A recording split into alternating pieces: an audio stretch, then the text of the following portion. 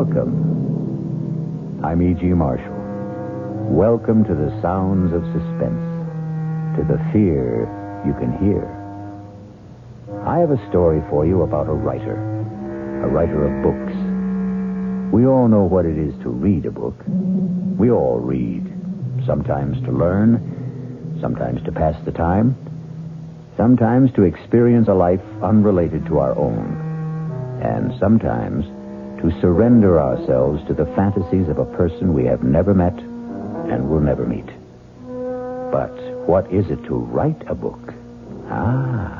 That's another thing altogether. But what difference does it make? All the difference in the world.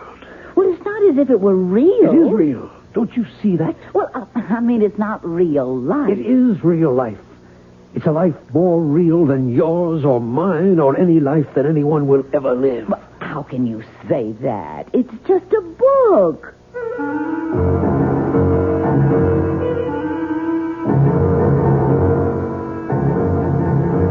Our mystery drama, 3 Women, was written especially for the Mystery Theater by Elspeth Eric and stars Ruth Ford. It is sponsored in part by Anheuser-Busch Incorporated, brewers of Budweiser. I'll return shortly with Act 1.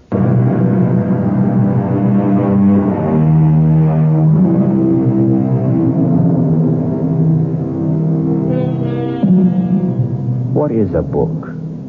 200, 300, 400 pages of words lying side by side in rows. That's all. Words we all know. Many of them we use. Nothing mysterious about the words themselves. But they are not thrown helter-skelter on the pages, are they? No, they lie there in a certain order, each one following on the one before. And who prescribed that order? Who put this word here and that word there? A writer. And this is the story of a writer named Stephen Lake and the book he wrote.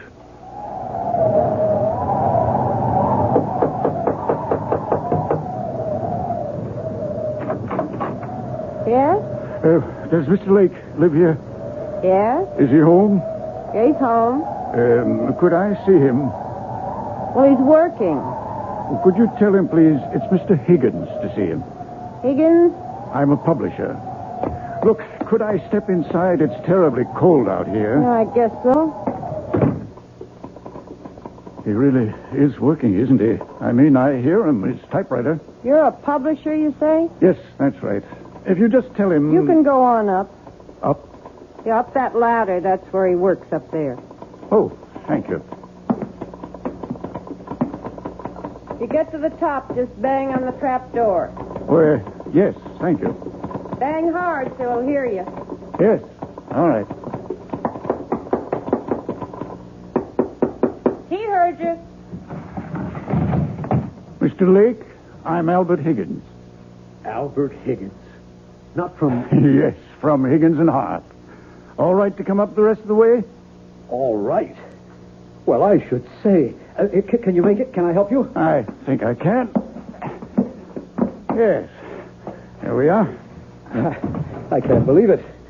Mr. Albert Higgins. Very same. This where you work? Yes, it's the only place I can get away. I live with my wife and my mother-in-law. That was my mother-in-law who let you in. Well, it's nice and secluded up here anyway. May I take your coat, Mr. Higgins? Oh, thank you. No, actually, I think I'll keep it on. You're cold. Well, it's awfully cold outside. Well, I think it's even colder in here. I get where I don't notice it. You have a stove, I see. Yes, but sometimes I forget to put wood in. Just a second, I'll get it going again. That's a real old Franklin stove, isn't it? Genuine article. I haven't seen a Franklin stove in years. Well, they're great, if you remember to keep them lighted. Please sit down, Mr. Higgins. All right. Well, now, I'd better explain what I'm doing here. I'd sure like to know. My secretary handed me your manuscript just as I was leaving the office for the weekend. We have a little ski lodge up here, my wife and I, right up the road from you, as a matter of fact. Yes, I think maybe I've seen it. Right off Route 7, about a mile north. Yes, that's it. Well, I was coming up by myself, and on the train I read your book. When I got to the lodge, I read it again. I like it a lot. Except for one thing. What's that? You've made one grievous error, Mr. Lake. Or may I call you Stephen? Call me anything. What's the mistake? You've killed off the most attractive character in the book. You mean Clarissa? You can't do that, my boy. Why, 9/10 of the book's appeal is the charm of that girl. She's another Scarlett O'Hara. You can't spend 200 pages making us fall in love with this marvelous creature and then, poof, just like that, have her die on us, go out of our lives. Well, you just can't do that. But I have to. Well, you don't have to at all, Stephen. You've written a marvelous book. I want to publish it. All I want from you is 10 new pages, the last 10. Write me 10 new pages at the end and let Clarissa live. I can't. Now, Stephen, that isn't asking much. It's everything. I can't do it. She has to die. She has to. Why does she have to die? Because if she doesn't die, I don't know what'll happen to me.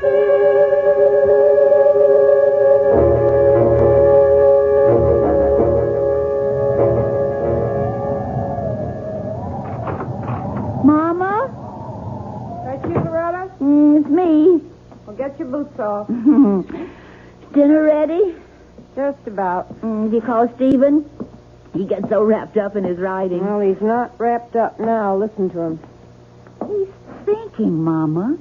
He's walking up and down to help him think. Well, he can't be putting words down every single minute. He's been walking up and down like that ever since that man left. What man? Was somebody here? Mr. Higgins. Higgins? Albert Higgins? From Higgins and Hart? I believe he did say he was a publisher. Oh, Mama, it was our last hope. You know, every other publisher turned down Steve's novel, and he sent it to Higgins and Hart. But Mr. Higgins was here? They were up there together for about 15 minutes, and then the great Mr. Higgins came tumbling down the ladder like the devil himself was after him. Very red in the face. Looked at me like everything was my fault and catapulted out of here. Well, you didn't ask Steve what happened? Loretta, when have I ever asked Mr. Genius-type novel writer Stephen Lake anything? If he feels like telling me, he'll tell me, which he never does. I'm going to find out. Good luck is all I can say. Stephen? It's impossible. Absolutely impossible. Stephen! Impossible, Clarissa. I can't. Darling, are you all right? Loretta? Oh, you just get home? Mrs. McGinnis wanted her windows washed. Darling, Mama said... I don't want you washing windows. Stephen, Mama said there was a man here today. A Mr. Higgins? Albert Higgins. He really was here? He has a ski lodge up the road. Well, he didn't just drop in, did he? What did he want? He read my book. He wants to publish it. Oh, Stephen, well, why didn't you say so? He wants me to change it. Well, does he want you to change it a lot? Completely. Oh. Well, would that be a lot of work? The last 10 pages. He wants me to let Clarissa live. Is that all? Oh, Stephen. What do you mean, is that all? Clarissa is supposed to die. It's all been decided. She has to die. I can't let her go on living just to please Mr. Higgins. But it's not just Mr. Higgins. Oh, Stephen, I wasn't going to tell you yet, not for a while. But I can't go on doing housework for other people much longer. I never wanted you to do housework for other people. But pretty soon, I won't be able to. I'm going to have a baby, Stephen. You're not. You must be wrong. Oh, no, I'm not wrong. Not about this. You must be. Well, Stephen, aren't you glad? Just a little bit, and coming right now. What with Mr. Higgins wanting to publish your book, why in the spring we'll both be having babies. You'd be having your book, and I'd be having... I can't let Clarissa live. I can't do it. She has to die. Just the way I wrote it, she has got to die. Stephen, you're frightening me. I'm sorry.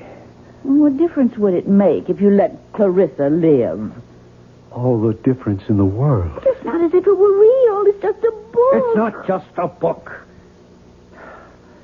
Loretta, I can't talk about it anymore right now. Well, you think about it, won't you? About rewriting it? I'll think about it. Well, Mama says dinner's almost ready. I'll be right down. Well, don't be long. I won't. Clarissa, I can't let you live. Oh, yes, you can, darling. I can't. You can do anything you put your mind to, Stephen. Anything at all. You're such a great man, darling. You can do anything. Absolutely anything at all. You know you can. Mr. Higgins, this is Stephen Lake. I have to see you, sir. No, right away, if that's possible. I'll come to your place. Yes, it's better that way. In an hour. All right, sir. I'll be there. Oh, that's my sweet Stephen. My dear love. My own brilliant boy. My Stephen.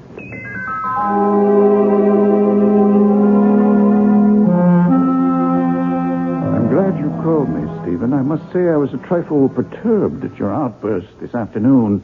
It seemed such a little thing I was asking, to kill off a character like Clarissa in the last 10 pages when you've spent the entire book constructing her magnetic personality. It's not right.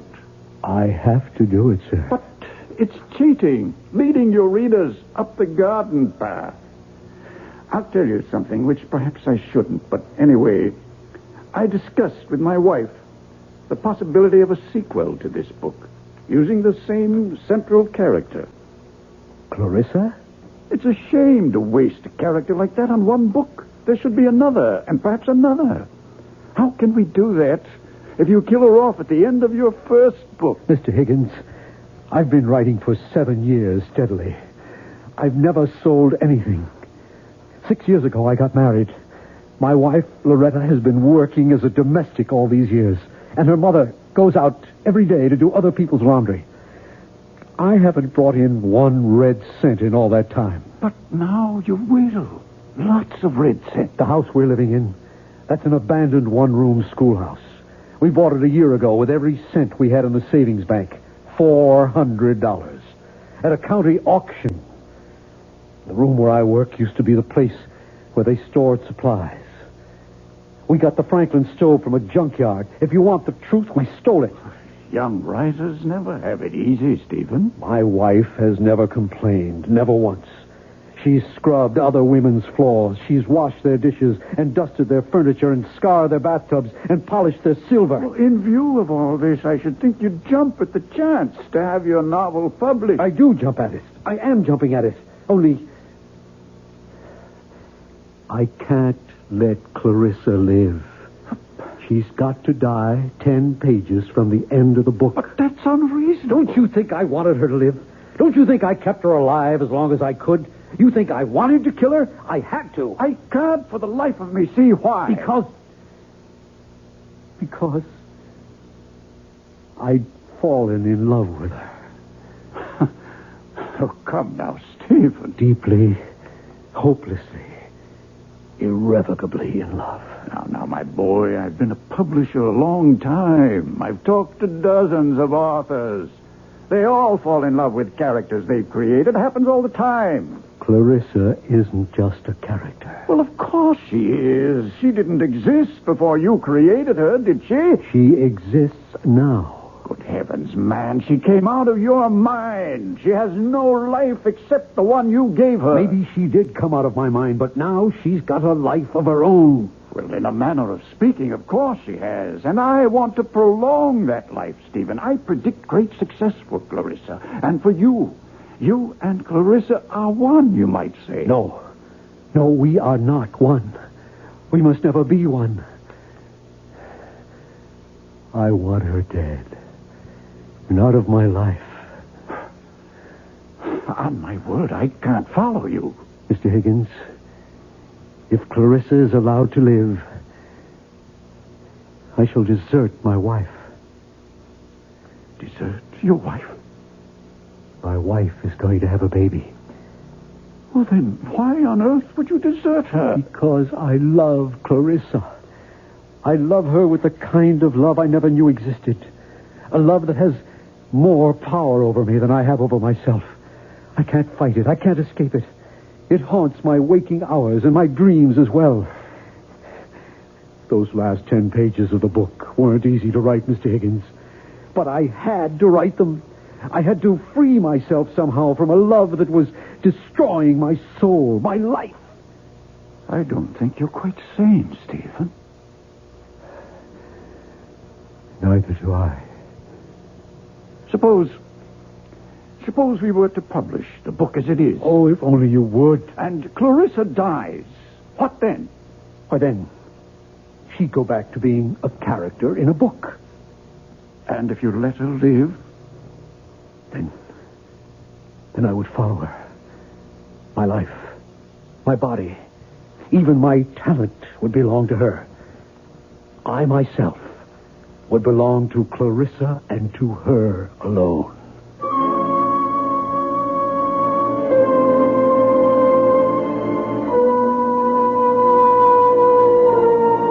Everybody talks about love, but nobody does anything about it.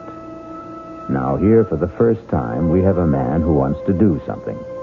He wants to kill the lady. It may not be the perfect solution, not one to be universally recommended. Still, it's something. We'll be back shortly with Act 2.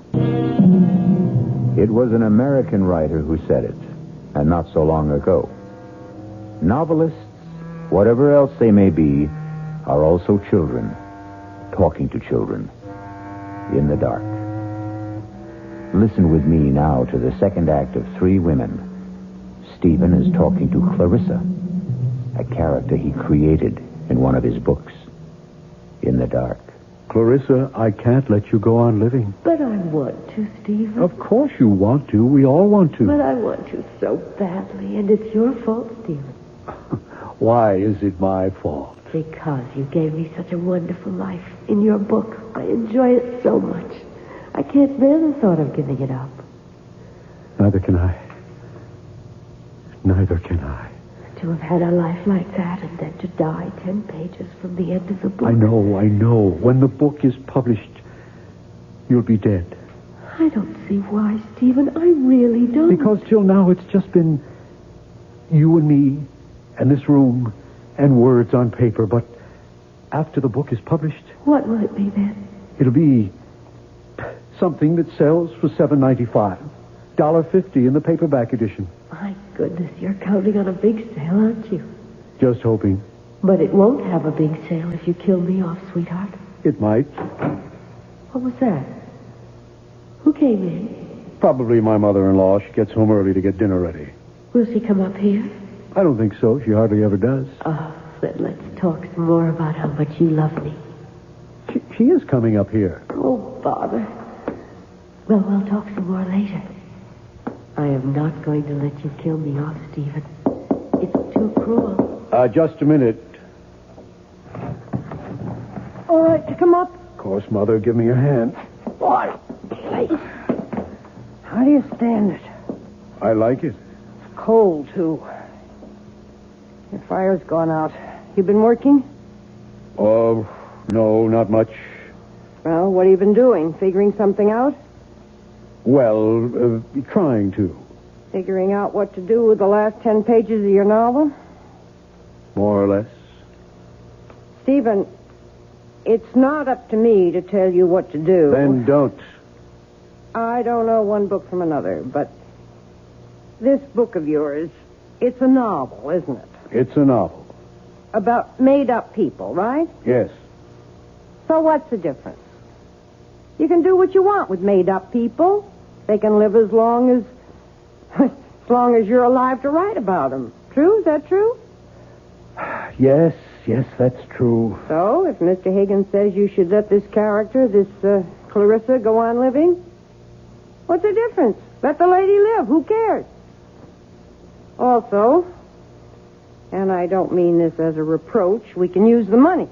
Believe me, I know that. So, if a little lady is worth more alive than dead, I say let her live. Yeah. Not a lot of work. The way I understand it from Loretta, I mean, you don't have to write the whole book over. Just the last 10 pages. Well, what's that? You can knock that off in no time. Well, I better be getting on down and get dinner started. It'll be ready in about half an hour. I'll be down.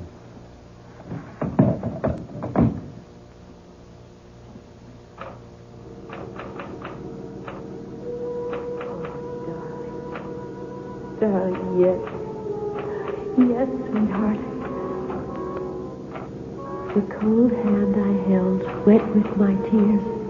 Oh, Stephen, that's beautiful. Stirred ever so little. The fingers moved faintly in mine. Oh, Stephen, yes.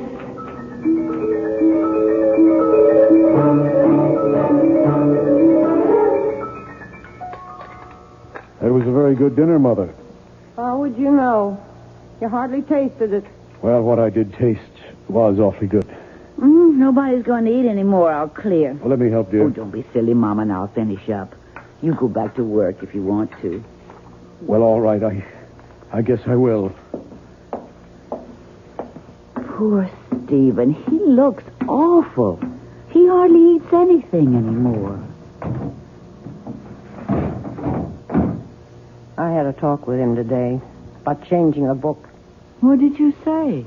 I said, what's the difference? Character in a book can be alive or dead. Who cares? Stephen cares. Well, why should he? Oh, Mama. He's a writer. Writers care about these things. It has something to do with, artistic integrity. You think maybe somebody's putting things into Stephen's head? Artistic notions, things like that? Who would do that?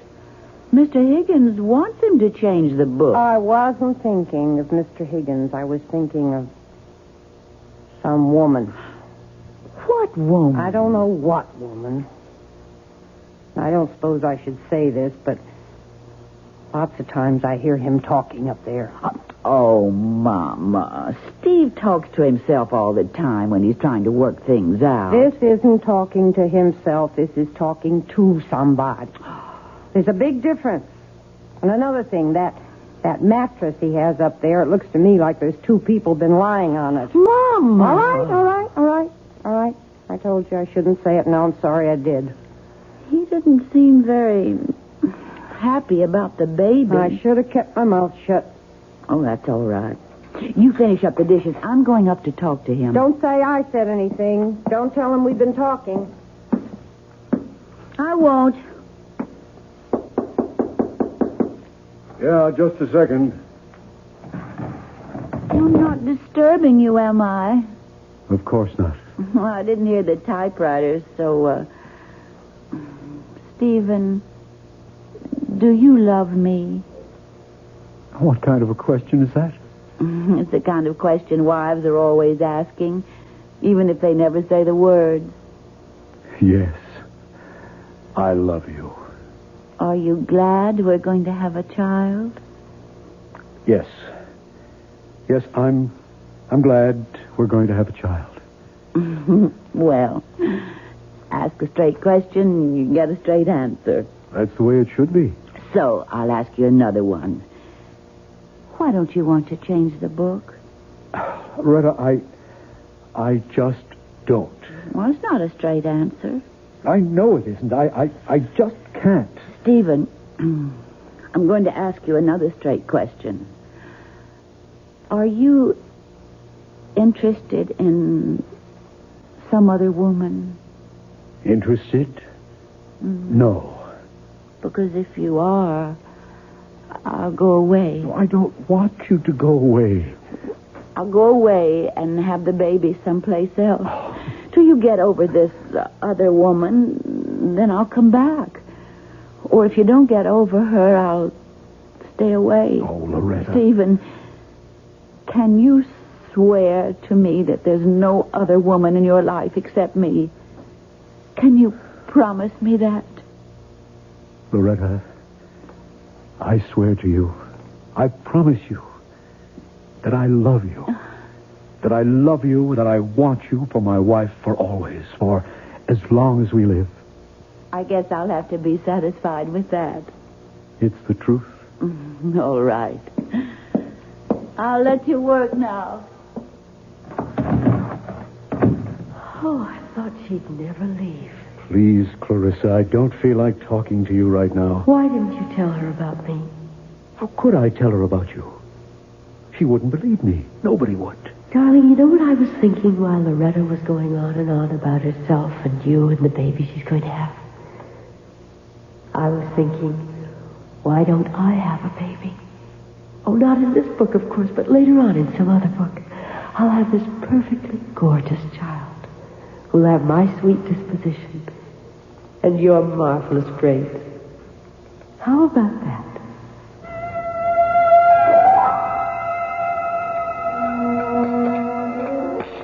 Mama, I asked him if there was somebody else. Another woman. Oh, well. He said he loved me and wanted me for his wife for as long as we live. I still hear him talking up there, and it certainly sounds to me like he's talking to somebody. Oh, Mr. Higgins, come in before you freeze to death. Winter's closing in on us. It sure is. How are you, Mr. Higgins? Fine. I thrive on the cold.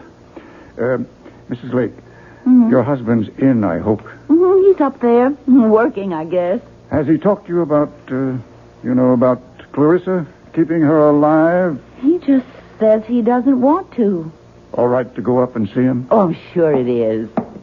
Good luck, Mr. Higgins. Thank you.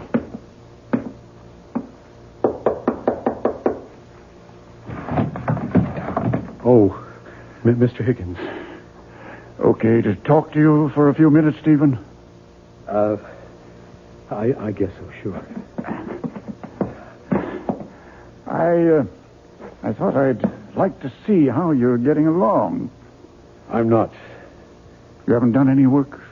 None at all? Oh, a few pages. They're over there next to the typewriter. Okay to have a look? If you want to. Mr. Higgins, if you're here to talk to me about letting Clarissa live... I most certainly am. I'm not sure I can take it anymore. My mother-in-law is talking to me about it. My wife talks to me about it. Stephen, this is very good so far. And the hardest thing of all is Clarissa talks to me about it. Do you know what she wants now? She wants a baby. My baby. We could probably work in a baby later on. Mr. Higgins, if Clarissa has a baby, am I going to love it more than Loretta's baby? Stephen, these pages are very good.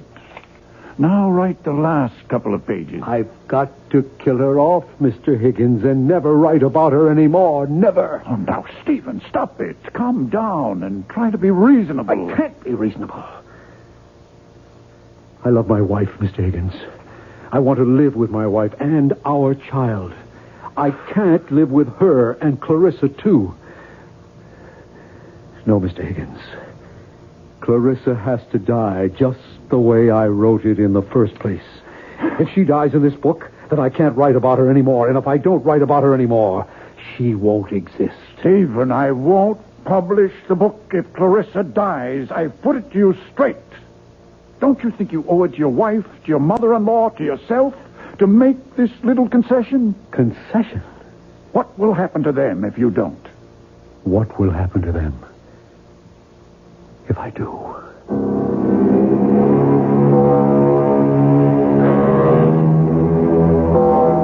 Money is the root of all evil, and killing is certainly evil. Yet, here we have a man who wants to kill and is letting himself be talked out of killing for money. It leaves us with the perplexing question, what is evil? Maybe we'll find out when we return shortly for Act 3. Pity the poor novelist, alone with his thoughts, his visions, his conceits, his fancies, his only solid, substantial companion, his typewriter. Stephen? What is it, Clarissa? Everybody wants me to live except you. I know. And you're the one who loves me. I know. Nobody else even knows me. Except from reading the book, and that's not really knowing. Clarissa, I wish you'd let me work. How am I doing? You're living. Oh, Just barely, but you're living. I thought I was. Because I was feeling so warm and loving about you. I know the only reason you're keeping me alive is for the money. You can't fool me, Stephen. If there was a way to kill me and still make the money, I bet you'd take it. There ought to be a way. Clarissa, you've given me an idea. Oh, it makes me very happy if I've given you something. You've given me everything. It's about time I gave something back to you. Mr. Higgins, Stephen Lake. Yes, I have an idea. I have to talk to you about it right away. Can I come to your house? Well, that's all right. I have snowshoes. I'll be there in, say, half an hour. Thanks, Mr. Higgins. What kind of an idea have you got? Never you mind. I'm coming with you. I don't want you tagging along. I want to tag along. Where are my snowshoes? Right there. Now, what's this big idea you have to tell Mr. Higgins? None of your business. Is it about me? As a matter of fact, it is. So then it is my business. Stephen, you're not going to kill me off, are you? I thought that was all decided. Are you?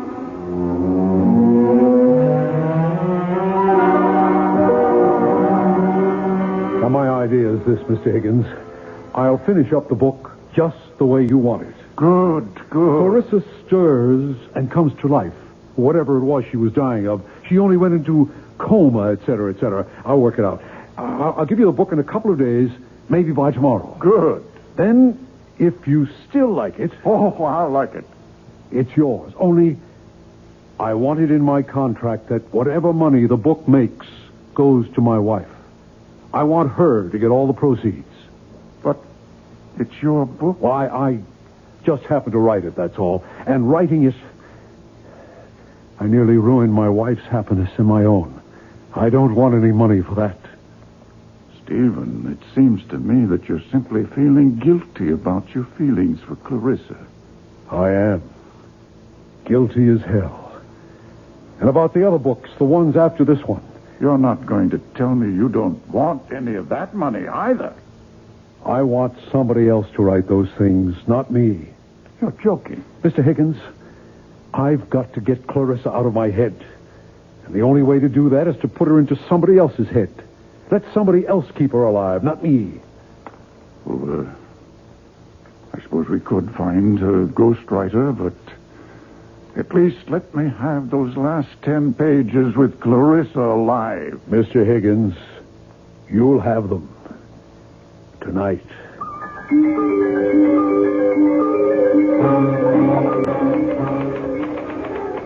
My, you are busy, aren't you? Very. You're working on the new ending to the novel, aren't you? That's right. And I get to live and live and live and live. Clarissa, it's cold in here. Why don't you do something useful, like putting some wood in the stove? I don't know how. You don't know much, do you? Enough. Okay, I'll do it. Make a nice big fire, and then we can sit and talk about what's going to happen next. What do you mean by next? And all the other books, the ones you're going to write after this one. Now blow on this fire, will you? Oh. At least you can do that. Okay. Go on, tell me about the other books. I don't know anything about the other books. Would you like to hear some of my ideas? Not really. Well, that's enough. You can stop blowing. It's caught fire. Ah, that feels good. I think the next novel ought to be in Venice. Clarissa, I have made a deal with Mr. Higgins.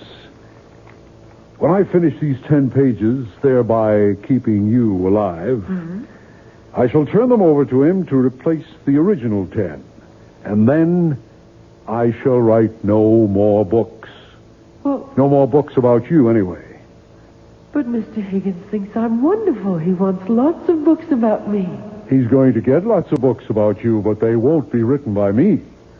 But who'll write them? A ghost. A ghost? I don't want to be written by a ghost. I'm part ghost myself. Oh, he'll be a real live man. A ghost writer. That's what they are called in the publishing business. But it won't be you. Definitely not me. But it will be a real live man. Yes. And now, if you'll excuse me, I'd like to get back to work. I wonder, will he be as handsome as you? Handsomer, probably. I wonder, will he love me the way you do? For his sake, I hope not. I wonder, will I love him? Why should you love him? Why not? You never loved me. Oh, that's the way you wrote it. I couldn't love anyone. Except yourself. But he might write me differently, mightn't he? He shouldn't. He should follow the character exactly as I've set it down in the first book. But if he falls in love with me, he might want it changed so I could fall in love with him. It would be so much more convenient for everybody. Clarissa, you wouldn't. Wouldn't what? Fall in love with the ghostwriter.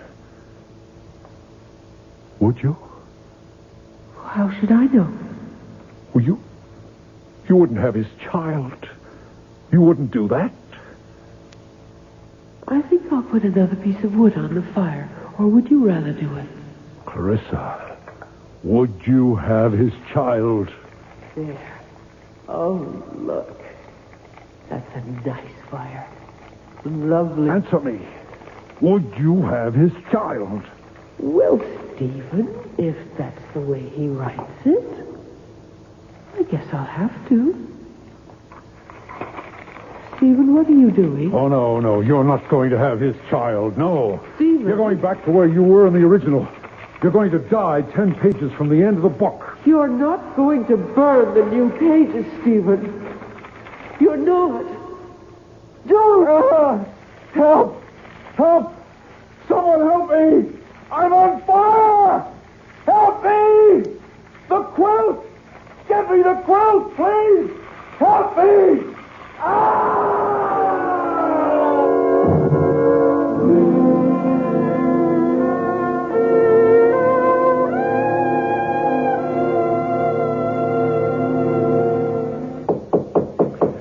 I'll get it, Mama. Mrs. Lake. Mr. Higgins. It's Mr. Higgins, Mama. Oh. I haven't seen you since the funeral, Mr. Higgins. Thank you for the beautiful flowers. May I come in for a minute? Why, of course. Come in. Would you, like a cup of tea, Mr. Higgins? I was just about to put the kettle on. Thank you. No, Mrs. Lake. I haven't wanted to intrude before this on your grief. Such a terrible accident. Mama and I can't figure out how it happened. You know, Stephen knew that Franklin stove so well. He'd used it for years. And then... It was like it sort of blew up in his face. Mrs. Lake, he was working on the new ending for the novel when it happened. At least I think he was. Well, I don't know for sure, Mr. Higgins. He promised me I'd have the new pages that same night. He acted as though he couldn't wait to get started. Oh, then I imagine that's what he was doing. Mrs. Lake, would you mind if I'm not intruding? Could I go up and take a look? You see, if I can find them, I can just substitute them for the original last 10 pages, and we can go right to work. I think we might be able to publish the book this spring. Why, that would be wonderful. At least you'd have a little money coming in. Stephen would have liked that. So is it all right if I take a look? Why, surely. You don't mind if I don't go up there with you. I haven't wanted to somehow since the fire. No, that's quite all right. I'll go up by myself. Trapdoor's not locked, Mr. Higgins. Make it all right? Yes. Thank you. Fine. Oh, I suppose I should have cleaned up that place, but I just couldn't. No hurry. When the time comes, I'll do it. Never entered my head to look for those 10 pages. No, never mind. Mama, if he finds the pages and publishes the book, and if it's a success, that'll be nice, won't it? Mrs. Lake. What is it, Mr. Higgins? You found them? I found something. I found these 10 pages. Oh, thank the good Lord. All neatly stacked beside his typewriter. Oh, I'm so glad, Mr. Higgins. Glad. Have you read them? Well, no. Well, listen. Lovely, gorgeous Clarissa lifted her beautiful head.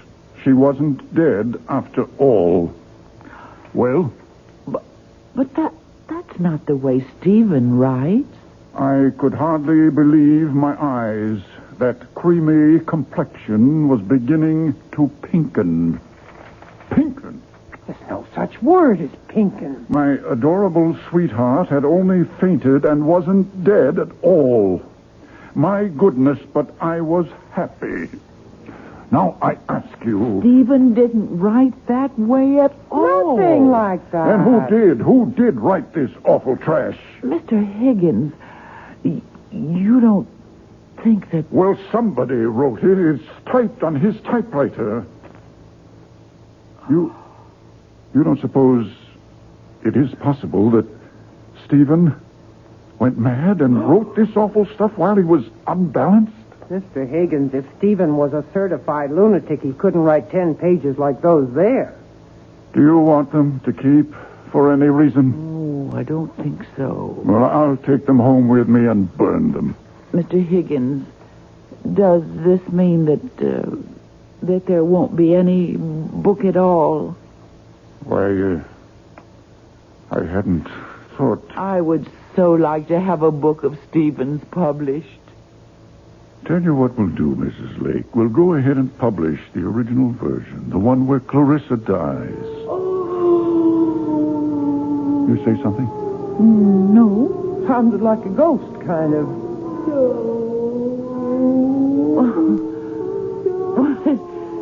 It really does sound like a ghost. Must be the wind. Huh. Well, I'll be getting along. And don't you worry, you two. There'll be a little money coming in. It's still a good novel, even with Clarissa dying. Too bad, though. I'd hoped Clarissa would have a long and happy life, but such is fate.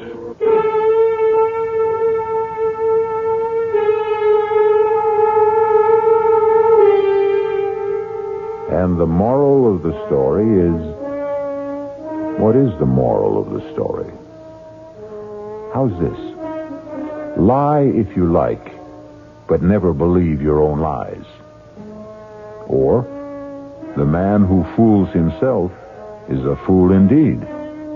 Well, something like that. You figure it out. I'll be back shortly. The gift of youth is ours for just a little while. Fame is capricious, and money slips through our fingers. Health is a godsend, subject to recall. Even the benison of love can elude us, or it can wither in our hearts. But the blessings of imagination, they belong to us forever and ever. Our cast included Ruth